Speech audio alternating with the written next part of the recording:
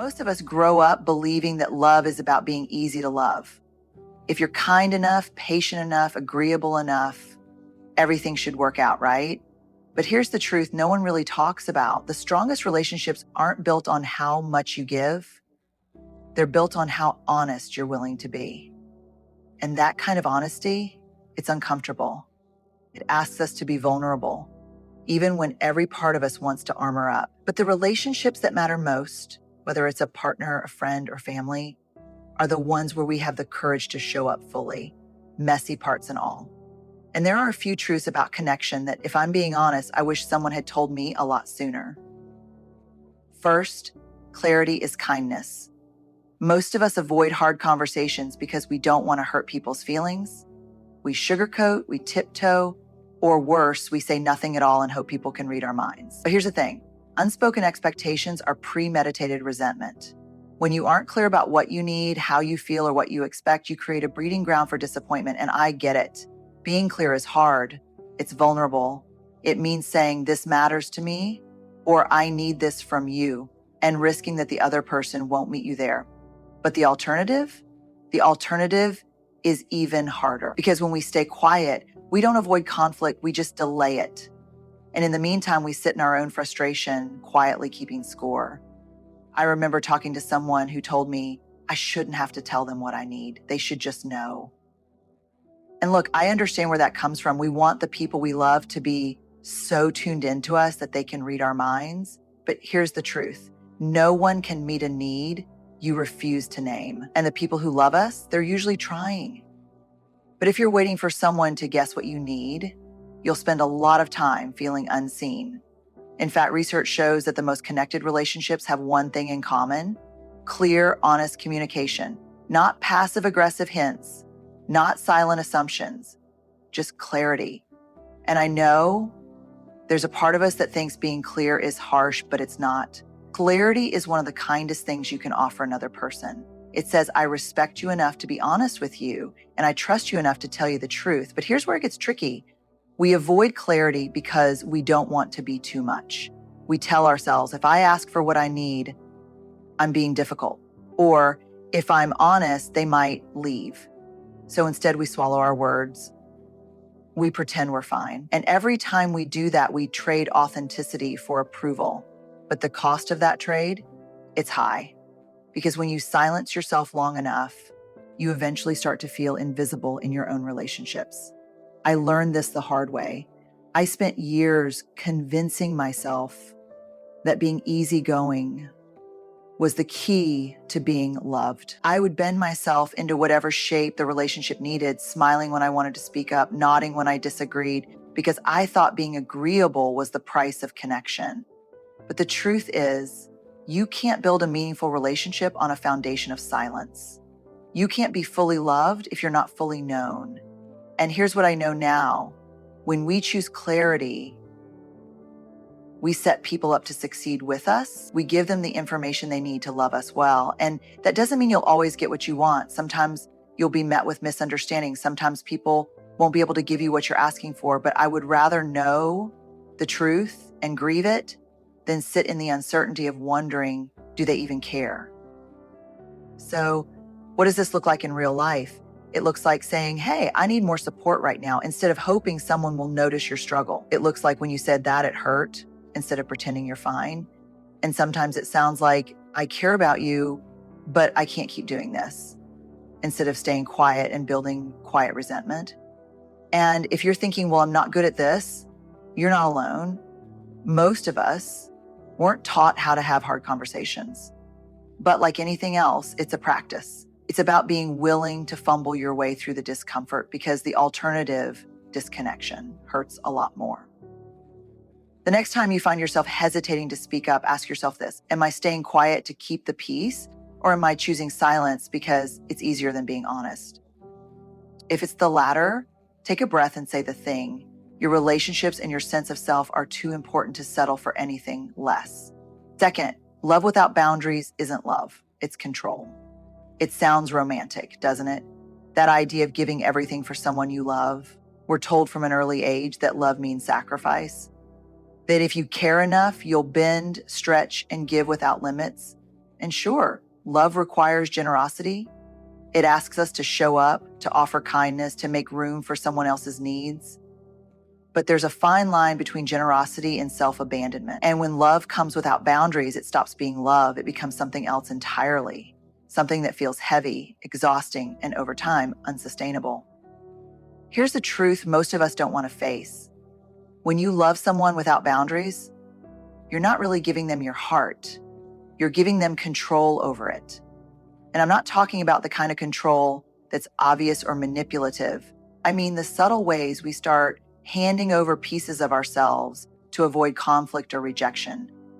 It looks like saying yes when everything inside you is screaming no.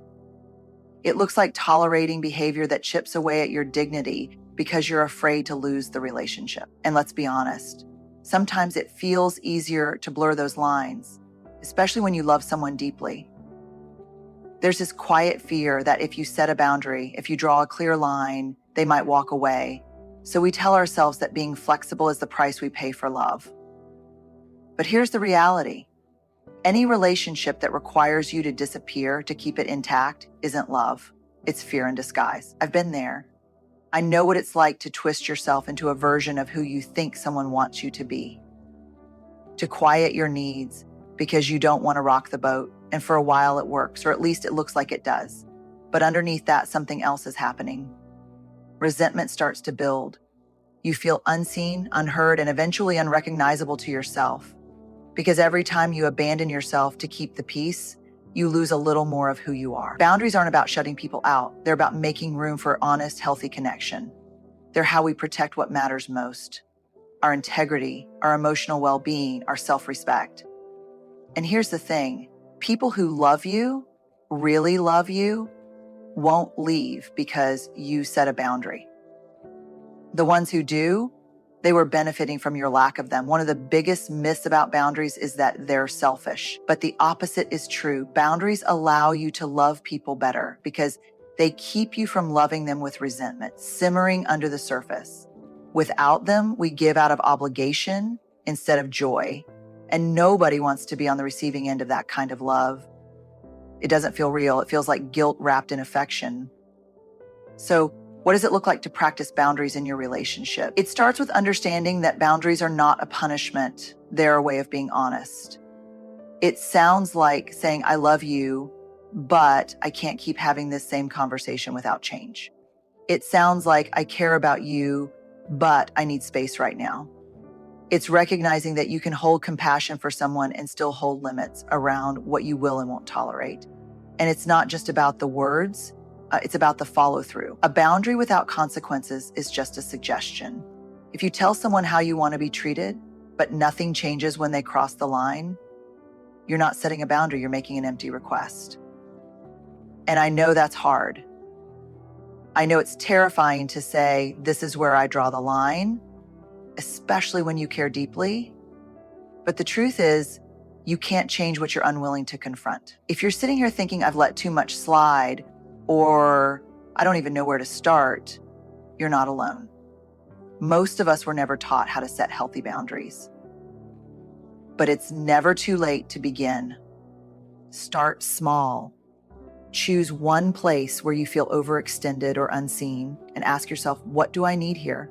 What am I no longer willing to tolerate? And when you have the answer, speak it out loud, not in anger, not in blame, but in truth. Because at the end of the day, real love doesn't ask you to shrink. It doesn't demand that you sacrifice your dignity to keep it alive. The people who truly belong in your life will respect the lines you draw, and the ones who don't, you're better off without them. Third, trust isn't built in grand gestures. It's built in the small moments. Most of us think about trust like a light switch. Either you have it or you don't. But in reality, trust doesn't happen all at once. It's not some big sweeping moment where everything falls into place. Trust is built or broken, slowly, over time, in the smallest, most ordinary moments. I once had someone ask me, how do I rebuild trust after it's been broken? And that's the thing. There's no shortcut. There's no grand apology or one-time gesture that magically repairs everything. What rebuilds trust is consistency. It's showing up over and over in the small ways that say, you matter to me. And if that sounds simple, it is, but it's not easy because small things, they require effort, they require presence, and they're easy to overlook when we're busy or distracted. Think about the people you trust the most. Odds are it's not because they did one amazing thing. It's because time after time, they showed you that you could count on them. It's the friend who remembers to check in when you're struggling. It's the partner who follows through on the little promises, like calling when they say they will. It's the person who listens not to fix or correct, but just to be there with you. Those moments may seem small, but over time they add up. They become the foundation of trust. And the reverse is true too. Trust erodes the same way, bit by bit. It's the little betrayals that eat away at the foundation, the forgotten commitments, the half-truths, the moments when someone looks the other way when you needed them most. And the hardest part, most trust isn't lost in explosive betrayals. It slips away in the quiet, unnoticed breaks. I remember a conversation I had with someone who said, I didn't mean to hurt them. It was just a small thing. But here's the truth. Small things are never small when they touch someone's heart. If it matters to the other person, it should matter to you. And when we dismiss those moments as no big deal, what we're really saying is your feelings don't matter enough for me to pay attention. That's what breaks trust, not just the action, but the message underneath it. One of the biggest misconceptions about trust is that it's all about honesty. And honesty matters, but it's not the whole story. Trust is about reliability. It's about knowing that if you fall apart at 2 a.m., there's someone who will pick up the phone. It's about believing that when you share the messiest parts of yourself, they won't turn away. And it's also about integrity, because trust is built when people do what they say they will do, even when it's inconvenient. I know this isn't easy, especially if you've been hurt before. It's hard to trust again when you've been let down. And sometimes the most terrifying thing we can do is believe that someone will stay when so many others have left. But here's the thing. When we shut ourselves off from trust, we shut ourselves off from connection. And without connection, we're just going through the motions. If you're wondering, how do I know who to trust? Start small. Pay attention to how people show up in the ordinary moments. Do they listen without judgment? Do they follow through on the things they promise, even when no one's watching? Are they willing to have hard conversations instead of avoiding them? Trustworthy people don't just say the right things, they live them. And if you're on the other side, if you're trying to rebuild trust with someone you love, be patient. Trust doesn't return in one moment of regret. It comes back piece by piece when you prove through your actions that you're safe again. And when you feel frustrated by how long it takes, remind yourself of this. Every small act of trust building matters. Even when it feels invisible, it's doing the work of repair. At the end of the day, trust isn't about perfection. It's about consistency. It's not about never messing up. It's about owning it when you do. And the people who are worth trusting, they'll show you over time that you don't have to do this alone. Fourth, you can't love others well if you're betraying yourself. We talk a lot about trust in relationships, trusting others, earning trust, rebuilding it when it's broken. But there's another kind of trust we don't talk about enough, self-trust. And here's the truth. If you abandon yourself over and over again to keep someone else happy, it's only a matter of time before that relationship starts to feel heavy, even if you love the person, because you cannot love someone else well while constantly betraying yourself. Self-betrayal doesn't usually happen all at once. It's subtle. It's saying yes when you mean no. It's swallowing your feelings to keep the peace. It's minimizing your needs because you're afraid they might be too much for someone else. And the hardest part, on the surface, it can look like you're doing everything right. You're being agreeable, you're showing up, you're giving the relationship your all. But beneath that, there's this quiet erosion happening because every time you silence yourself to be more acceptable to someone else, you chip away at your own worthiness. I know how easy it is to fall into this pattern, especially when you care deeply. There's this voice in your head that says, if I'm easy enough, if I'm accommodating enough, if I give enough, they'll stay. But here's what I've learned. The people who truly love you, don't need you to disappear to keep them close. And if disappearing is the price of the relationship, that's not love. That's fear. And the thing about self-betrayal, it doesn't just hurt you, it hurts the relationship too. Because when you deny your truth long enough, resentment starts to grow. And resentment is a slow poison. It doesn't announce itself loudly. It sneaks in through the small, quiet moments where you feel unseen or unheard. And eventually it breaks the very connection you were trying to protect. I remember talking to someone who said, I don't want to make waves. It's easier to just let things go. And I get that. It feels safer to stay quiet than to risk conflict. But here's the thing. When you silence your truth, the relationship doesn't get more peaceful. It gets more fragile. Because real intimacy requires honesty. It requires being willing to show up with your full self, even when it's messy, even when it's uncomfortable. So what does it actually mean to trust yourself in a relationship? It means listening when that quiet voice inside says, this doesn't feel right. It means honoring your boundaries, even when it's hard. It means trusting that your feelings are valid, not because they're always comfortable, but because they're real. And it means believing that you deserve to take up space, not just in the easy moments, but in the hard ones too. If you're sitting here thinking, I've been betraying myself for a long time, you're not alone. Most of us have done it out of fear, out of love, out of a deep desire to hold on to something we don't want to lose. But it's never too late to come back to yourself. And the first step, pay attention. Notice the moments when you feel small, the times when you stay quiet because you're afraid to be too much, the places where you're pretending to be fine when you're anything but. Because awareness is where healing starts. And let me be clear, trusting yourself doesn't mean you stop caring about other people's feelings. It means you stop abandoning your own in the process. It's possible to be kind and clear, to be compassionate and honest, to love someone deeply and still say, this doesn't work for me. In fact, the healthiest relationships are built on that balance, on the belief that both people's needs and truths matter. If you're wondering how to start, begin with small acts of self-trust. Speak up when something feels off. Ask for what you need, even if your voice shakes. And when you feel that old pull to abandon yourself, pause and ask, what would I do if I trusted that my feelings matter? Because they do.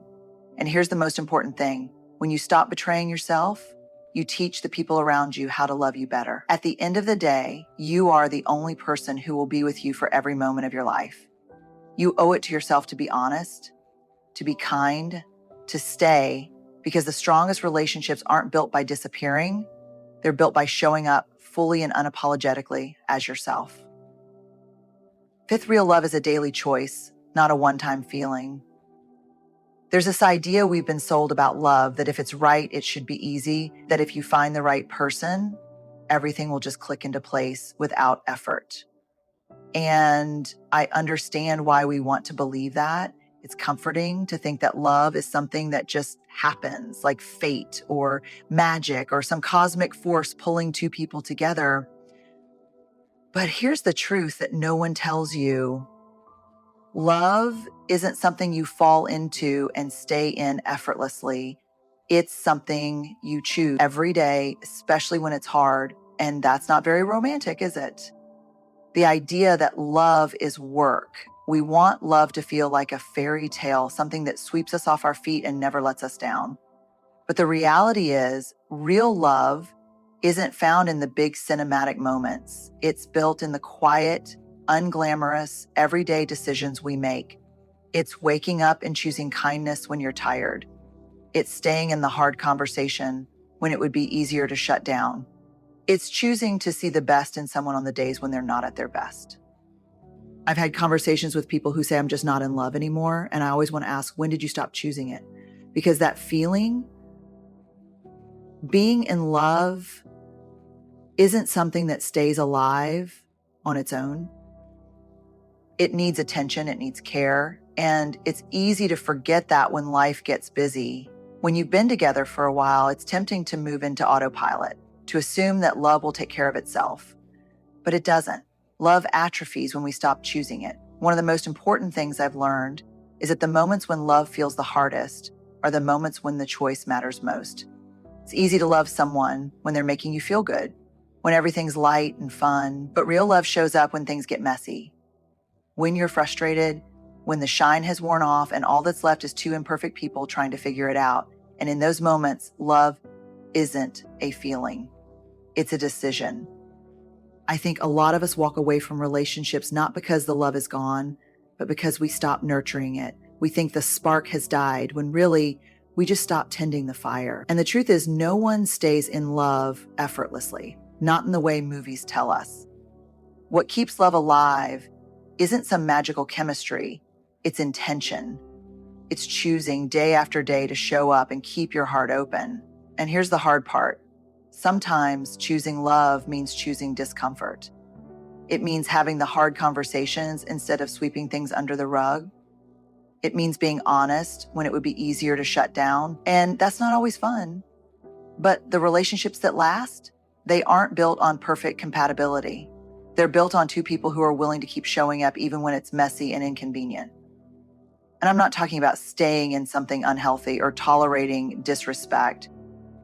There's a difference between choosing love and sacrificing yourself, but in healthy relationships grounded in mutual care and respect, love is always an active choice. It's saying, I'm here. I'm still in this with you. Even when it's not easy, especially when it's not easy. If you're wondering, how do I know if the love is still there?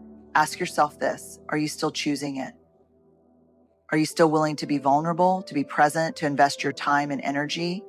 Because feelings are fickle, they come and go, but the choice to love, that's where the real power is. And if both people are willing to keep choosing each other day after day, that's where real intimacy grows. I'm not saying it's always simple. Relationships are complicated because people are complicated. But the healthiest, most enduring love I've ever witnessed wasn't built on grand gestures or perfect compatibility. It was built on two people who kept saying, I choose you, even when it was hard, even when life pulled them in different directions, even when things didn't feel as effortless as they once did. At the end of the day, real love isn't passive.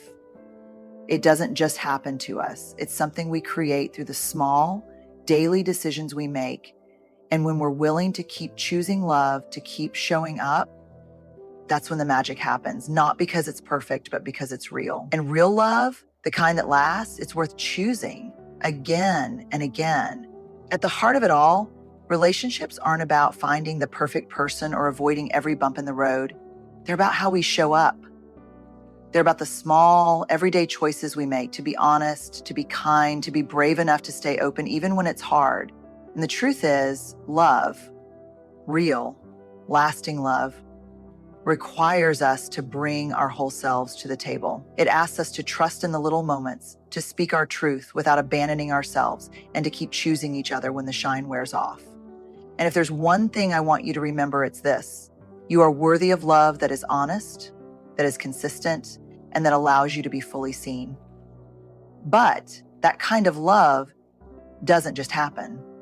It's built through presence, through courage, through the quiet daily decision to say, I'm here and I'm willing to do the work. So whether you're building a new relationship, healing an old one, or figuring out what love even means to you, know this. You are not alone in the messiness of it all.